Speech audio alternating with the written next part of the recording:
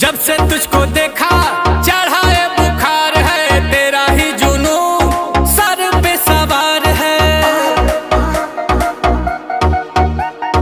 Body तेरी butter hair skin है, मेरे लिए बोलो क्या सिग्नल ग्रीन है। दिलावा के खाली बाटे रूम, मन करे फोटो ली चूम चूम कके झूम झूम कके झूम झूम कके झूम झूम कके झूम हो कके झूम झूम कके झूम झूम कके झूम झूम कके झूम।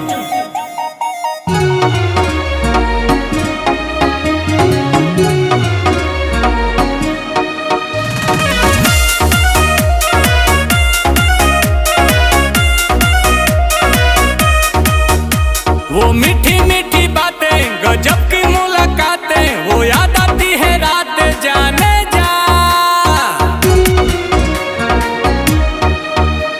अब तू ही दिलो जा में धरती और आसमां में, अकेली तू जहां में जाने जा जाने जा।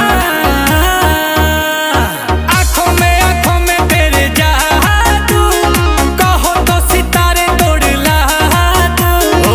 देखो ही में लागेलू मासूम, तोहरे ला करतानी होम होम कके झूम झूम कके झूम झूम। तहर फोटो हम देखी कके झूम ता जला झूम झूम जला झूम झूम, तके देखिए के मन जला झूम।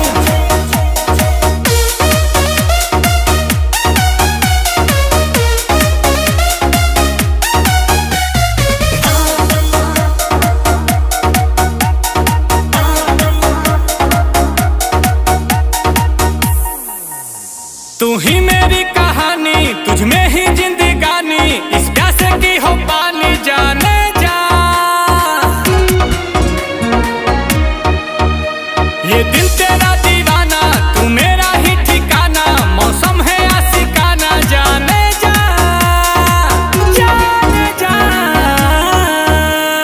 सांसों में तू बसी है, लबों पे मेरे तू ही हंसी है।